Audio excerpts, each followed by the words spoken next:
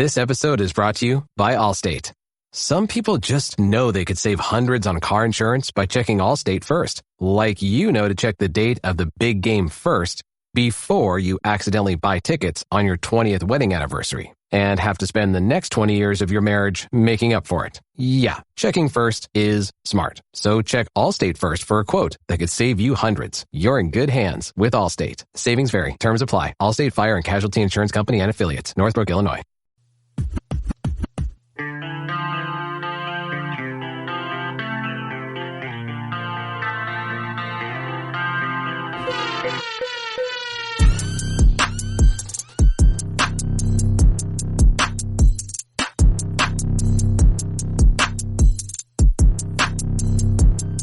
MisFitNation. MisFitNation. Awesome. All right. Welcome back. MisFitNation. Awesome. If you're a veteran and you are struggling or feel like you're leading a path towards the darkness, stop and think about those who are around you. Think about how they truly value you, how they will miss you.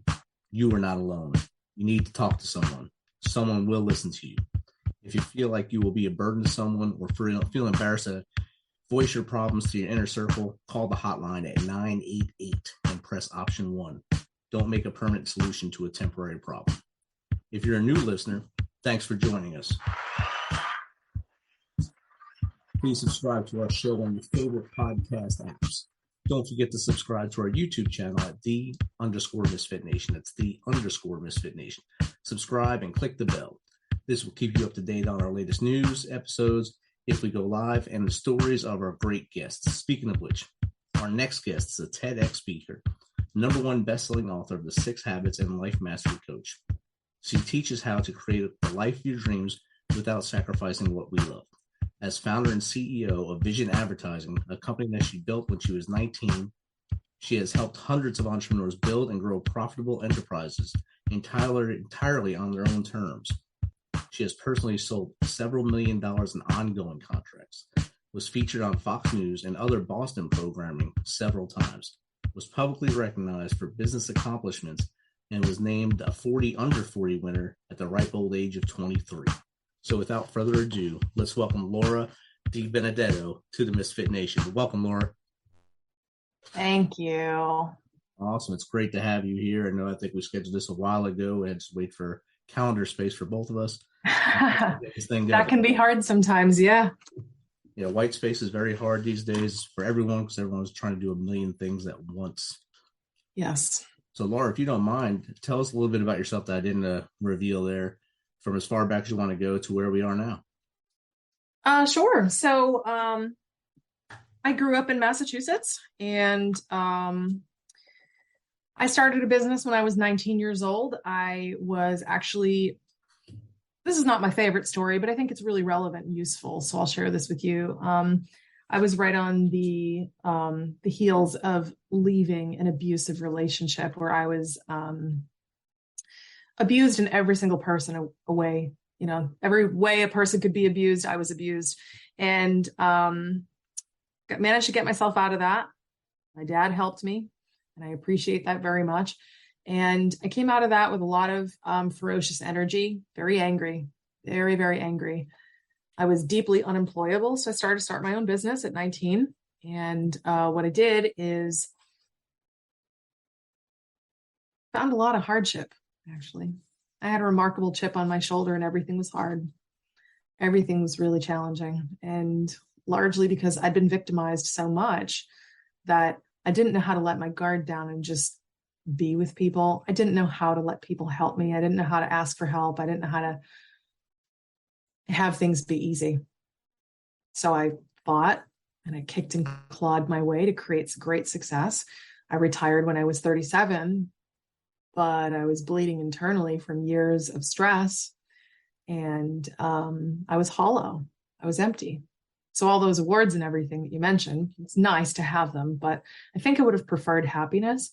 When I got at the end of the retirement rainbow, I was kind of wondering, where the hell did I go so wrong? I followed and did all the instructions, and I thought that I needed to chase the money, and the awards and whatnot. But, it just cost me so much. So I started to wonder, well, what's happiness? Because clearly I didn't actually understand what the real definition is. And then how do you get it? What do happy people have in common? That's my opening line for my TED Talk. And I really wondered that because, subtext, I had no idea what it was, but I knew whatever the happy thing was, I didn't have it and I wanted it. So I ended up finding it after a lot of research. I'm an entrepreneur and I'm really fascinated by human behavior. So I found it, it changed my life massively. And then I went on to write a book so other people could change theirs too. I just got a wonderful book review from someone who wanted to share that they were suicidal before they read my book. And then after they read it, they started to be happy again. And they didn't feel like they needed to end it all. They actually felt hope. So it gave me a lot of profound joy to feel like I could make a difference, even just for one person. So that's been really cool. And now where I am today is I'm still getting to talk about my book and serve people and help people to figure out how to be more joyful and make their life what they want it to be. And I actually decided, because I can't sit still, that I would start another company. So my husband and I are business partners and we manufacture ammunition. And that's where we are today. A whole other side of business there. That's outstanding. And a lot of the audience will like the ammunition side of this as well. Yep. Sovereign Ammo. The name Sovereign is chosen on purpose. Sovereign Ammo.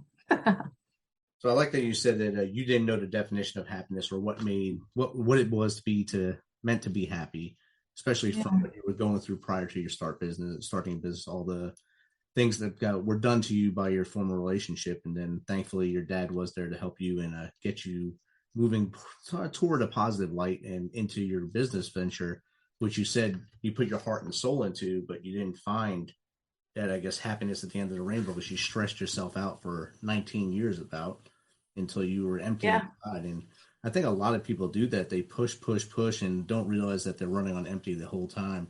Is that what you felt like the whole time, feeling like you were on empty? Yeah. That's a really great way to put it. You put a lot of time and effort into things, and you think it's going to go somewhere. And then sometimes you just continue on for continuation's sake, momentum. That's like, well, what else am I going to do? And I felt like that. I felt like, well, I don't belong. Talk about misfits. Geez, I felt like the biggest misfit. By the way, still am. But it's just been such an interesting and eye-opening experience about how just we as like Americans and anyone listening elsewhere, just culturally, we have all been collectively like led astray to believe that the only way to be successful is to have stuff and to acquire and consume. People don't even refer to us as Americans anymore. We're the American consumer. And it's like, what a degrading term. Like, it bothers me. Like that's all I'm good for is just consumption. Drop dead. Like, no, I'm a person. I matter, and I don't care how much money I have. Like, if I can take care of my basic needs and, go out and have some fun once in a while and whatever, like, I'm good. Right now I'm like invested to the nines in my last company here. And, I've definitely I have a lot less money now than I did at other times because I've invested so much into it. But it's like, whatever, I make my own fun. And it's like, money doesn't make you happy. They say it does. It gives you more opportunities to do cool stuff, but you'll probably be miserable doing that too. And like, it's just a high. Why chase highs? What about happiness that you can get for free, that you can have all the time?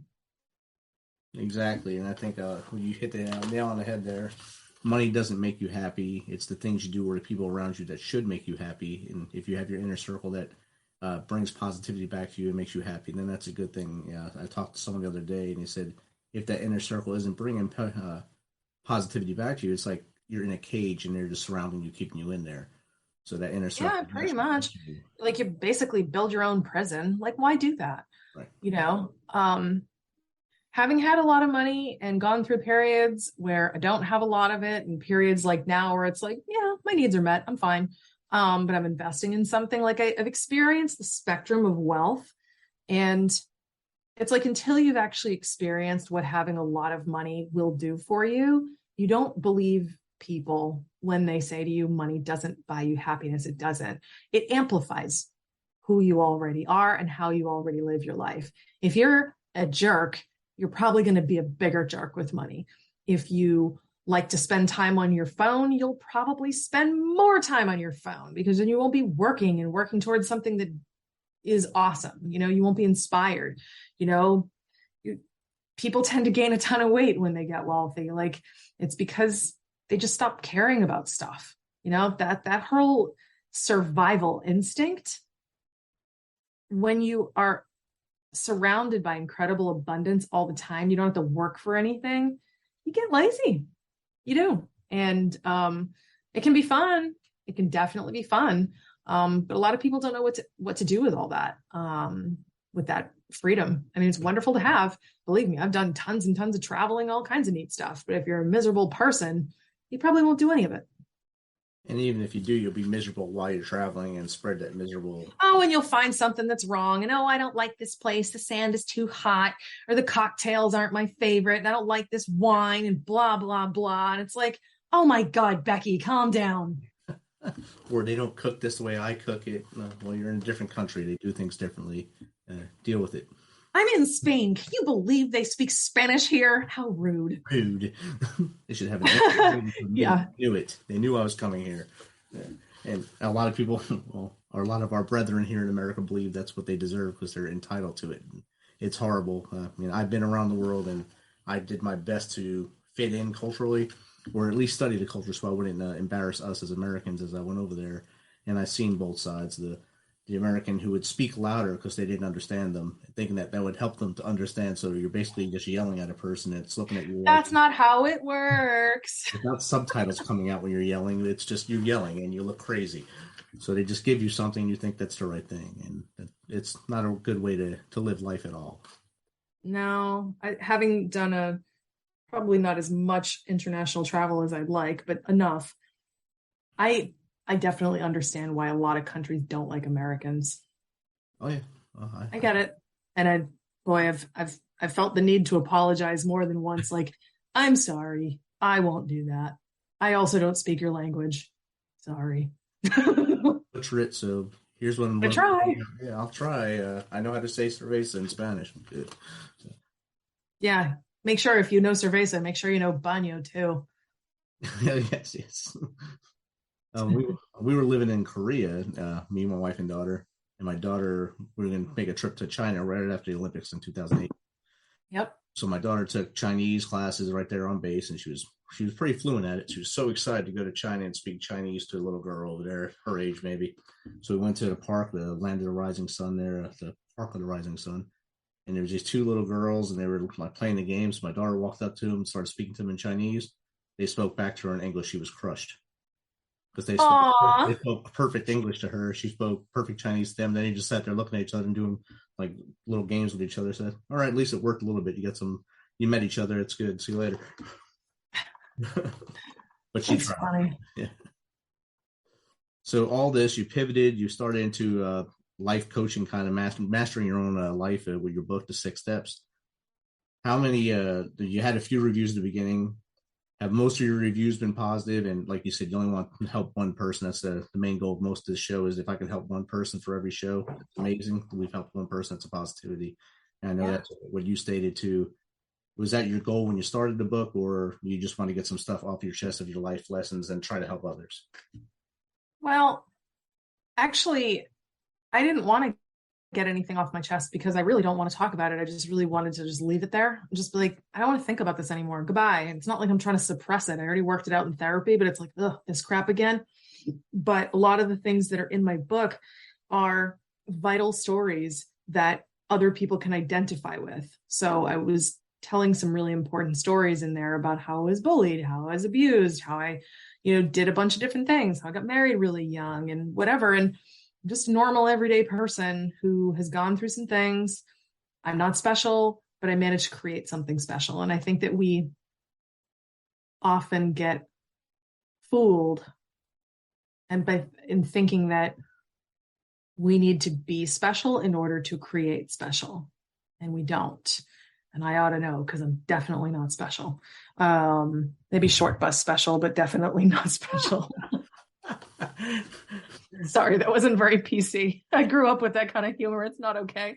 But also I was on the short bus, so I guess I get to make the joke.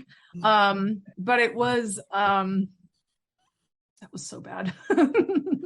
But, I wanted to help other people. Like, the thing about happiness, it's so contagious and it's such a good thing. Like, everybody's been focusing on like, oh my God, COVID in 2 weeks to slow the spread. Meanwhile, I'm like trying to spread my own little virus around the world, the virus of happiness. Like, here, smile, pass it on. Like, but it's like, it's not just like the superficial happiness. It's the stuff that like comes from within you that's actually sustainable, that, will get you through trauma, that will help you to not kill yourself, that will help you to decide, I hate this day, I get to hate this day, but tomorrow is a fresh opportunity to start over, So, I mean, I just felt so good after I changed my own life based on what I found. I just desperately wanted to share it with other people. It actually started with my friends.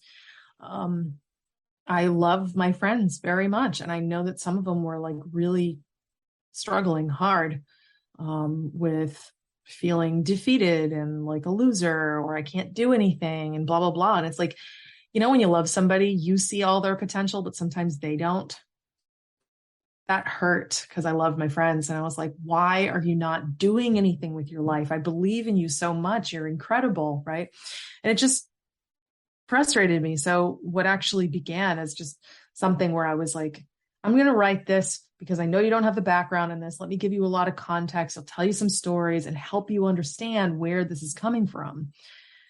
Well, I was finding myself about 25, 30,000 words in, and I was like, well, then, A, I am loquacious. B, if I keep going, this could be a book. You know what? I'm going to share this with a lot more than just my friends. I'm going to make my friends all over the world, and I'm going to help people. So here we are. It took me 2 years to publish my book. Well, little less than, but I published it, and it's just made such a difference for people. Like, the feedback I get, people send me nice notes all the time, and they respond to my emails, and this is so nice, and you really helped me. And, I'm only like 2 chapters in, but it's so easy to read. And, it's just, it's so satisfying to like actually help people. So cool. Yeah, and that's what when I wrote my book, which is behind me, I wrote it with as humor at first, because every month at the end during the first year of the pandemic, I would write, "You welcome to the next level, Jumanji, you made it." And so at the end of December, I wrote like a whole list of 13 steps, and my daughter said, "You should put this into a book." So I wrote it into a book from all to 2021. I was writing it in December. It got published. So just to get out of your own way. So stop looking down, look up. Don't walk with your phone in your hand looking down. Look up, say hello to somebody, clean your own circle, get outside and build your community. Build, like you said, spread happiness, spread that joy, spread positivity throughout your community until maybe everyone's together again and not worry about what the squawk box is telling you all the time. Yeah, I mean, unfortunately, because my husband and I make ammunition and we're selling all over the United States, I have no choice but to be involved in TV and politics and know what's going on, because it directly affects us. But other than that, oh my gosh, I want nothing to do with it. It's so negative. I don't want to, no TV, please, no social media, leave me alone. If you have my phone number, call me. Otherwise, I don't want to know. Definitely. And speaking of your ammo, what made you and your husband come up with the light bulb to start Sovereign Ammo? Well, turns out having your liberty stolen from you is very inspiring. We just saw a lot of authoritarianism start to rise with a lot of COVID restrictions that were very onerous. very poorly thought through, that had profound collateral damage. And collateral damage it basically amounts to, so we don't hurt group A, we are going to consciously choose to hurt group B. Okay, I don't agree. A lot of our sovereignty and our own ability to make decisions about our own bodies and well-being was, bandied about. And, there was just so many things. And, this great nation has profoundly powerful roots with people who just want to be free and be left alone. And I'm definitely one of those people. I just want to be left alone. I don't hunt. I don't want to hurt a fly. I mean, literally, if I step on a lizard, I cry. But I also very much don't want someone hurting me. And, I know there's a lot going on with China, and there's some things going on. That's all I'm going to say. But there's a reason why our shores have not been invaded, and we have a well-armed population, and that's the way it should stay. There's a lot of people who've been coming at me, because I'm creating instruments of death. Yeah. Okay. Me being involved or not is not going to stop the bad guys. I should let you know that, because killing has always been illegal, and yet here we are. So it's just crazy. But a lot of it actually began not so much as a response to anti-government. I actually don't feel that way. I think government's actually very important, but it should be a servant of the people, not a controller of the people. I'm very libertarian in my views that way. But it actually began because we were living on Maui, and it was really wonderful until it wasn't. People didn't have any income. Hotels were getting looted, and they don't support the Second Amendment there at all. And you cannot get a handgun. You can't. And rifles were in short supply. Ammunition was like a joke. Good luck to get your hands on that. And we actually got very scared. We were really worried we wouldn't be able to protect ourselves. And if they were looting the hotels, like with an unknown endpoint, and with a lot of chaos and violence on the rise, and all kinds of shootings and protests and going on, we were just wondering, like, what's going to happen here? And we wanted to get ahead of it, and we couldn't. So we ended up moving away, which broke my heart, to be honest, and my husband's too. It was one of the worst things we've ever done, because we moved there to follow a dream. But we had to move away, and we live in Florida now. Free state of Florida with Governor DeSantis. It is definitely great. And we were just like, well, not only do we need to be able to protect ourselves, but in the event these food shortages and supply chain issues really get out of hand, I mean, we're going to need to be able to go out and kill our own food. And what are we going to do? So it started off that way, but it was like actually based on some conversations with some friends and whatever. It's like, you know what, maybe we could turn this into a business. So my husband's business got destroyed. My speaking career didn't really do anything because nobody wanted to get together. I'm not vaccinated. I'm not going to be. And there's a lot of places that won't welcome me because they're still actively discriminating against me. I'm one of the smellies. So, yeah, I'm a real threat. So, it just became a really interesting thing to do. And we were seeing like the police getting a lot of crap, like nationally. And we support the police. Like some of our friends are part of law enforcement. We support the military. We support this great nation. We support, good people protecting themselves and protecting each other. And it all began because we couldn't protect ourselves based on ridiculous draconian lockdown measures that were very harmful to lots of people, including causing a lot of suicide. Yes. It caused a lot of mental health issues for all ages, really, from children up, to socialize with their friends in school through the elderly who couldn't go out and see their kids for maybe the last time. And the kids not seeing them. So it hurt. Well, little kids don't even know how to form words correctly because people have been masked around them for so long. And they went to speech therapy where they had masks on, which makes no sense. It's beautiful. Yeah. Wonderful idea. And so anyway, rest in peace, logic. It's been nice. common sense is not common anymore. I like to tell people. No. We got to bring it back. We got to bring that back. Like a lot of things, we got to bring it back. But so where can people get Sovereign Ammunition now? Is it online, or are you in big box stores too?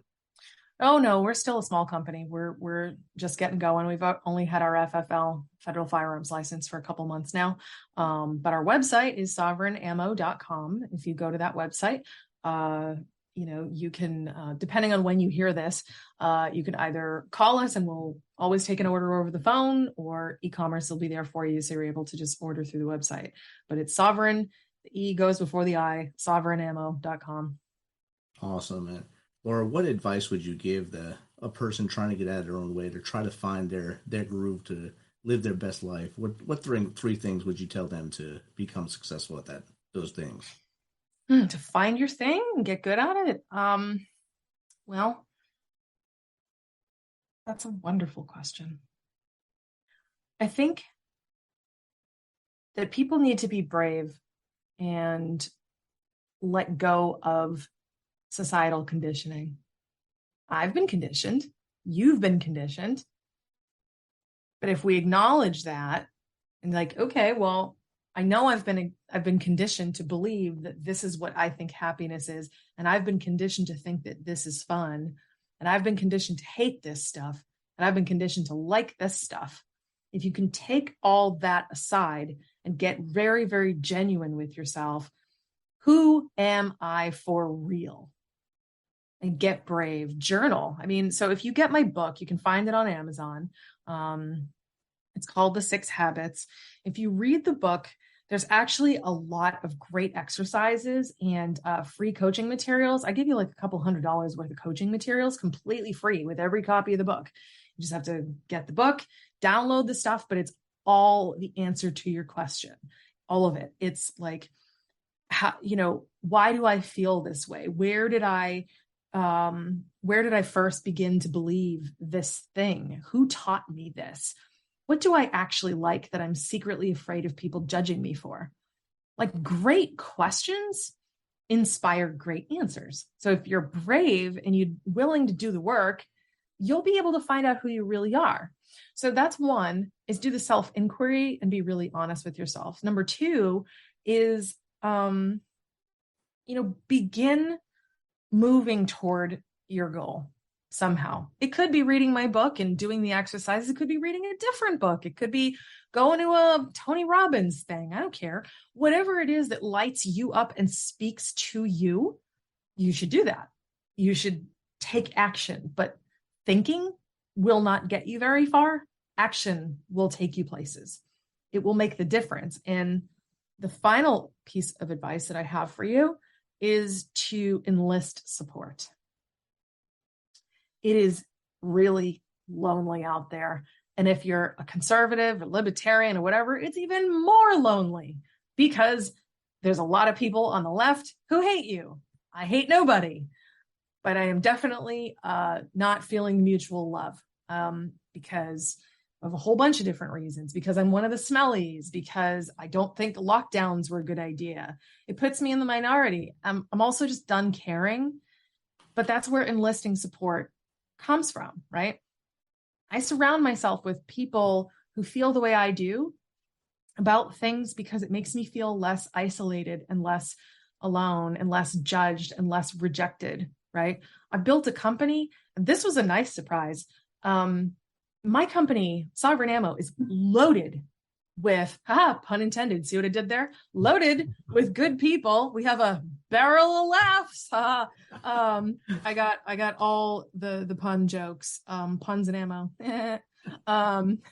So bad. Yeah, we have a database of dad jokes. Sorry, too many. I've gone too far. But anyway, in building this company, yes, I'm taking a lot of heat, probably not as much as other people are taking in the space, because I do tend to be a little more kinder, and I'm not really coming out of the gate with like, oh, screw these people and rah, rah, rah, like angry. Like I'll communicate with people who want to fight and whatever. It's like, okay, well, I know you're here for a fight, but do you want to talk instead? Like, read some of my comments on LinkedIn, like pretty cordial. But what's cool about it is I'm building an awesome community of like-minded people where I never feel alone. What's really cool about that is I can say, hey guys, I'm working on this thing where, I'm trying to do this thing. And, I've told the guys, on my team, I have this really important personal goal. It's very, very important to me. It's something I put off in my 20s and in my 30s, and I won't be able to pursue it for much longer because I'm just getting older. And I told my team, and guess what? They've taken on my goal as their goal, which is great. So I don't feel alone at all. So it's like, I do the self-inquiry. That's step one. I do the education and I figure out like what's possible for me. And then I enlist support and I do the work. When I do all these different things, I move forward. Even if I'm inching forward just a little bit at a time, I'm still moving forward. And every day is better than the last one. And if I falter, I get lots of people around me to pick me back up again. Exactly. You just keep getting up and keep pushing forward. That's the way to be successful and have that positive mindset moving forward. Mm-hmm. Thank you for sharing that with us. How does someone get in contact with you if they want you to be on their show or just to chat with you? So if you want to talk with me, you can go to, and you might have to look at the show notes for this one, but if you go to DiBenedetto.com, a lot of people can't spell it. So, but you can get there through Sovereign Ammo. You can get there through the6habits.com. That's probably easier. It's the THESIX habits.com. If you go there, you can also get an autographed copy of my book. If you go to my website, I'd love to send you one. And shoot me a note. I love talking to people. You can email me through my website if you like the book, if you hate the book, if you heard me on the show and whatever. You can also find me on LinkedIn. We can connect there and, we can talk and hang out. But I will tell you, if anyone listening to this has had suicidal thoughts and you need a push in the right direction, you're always cordially invited to reach out, connect with me, and I can share whatever resources I have to get you on the right path. Awesome. Thank you, Laura. Again, thank you for taking some of your time today from the sunny, free state of Florida there and sharing your story with the Misfit Nation. My pleasure. Thank you for having me. Awesome.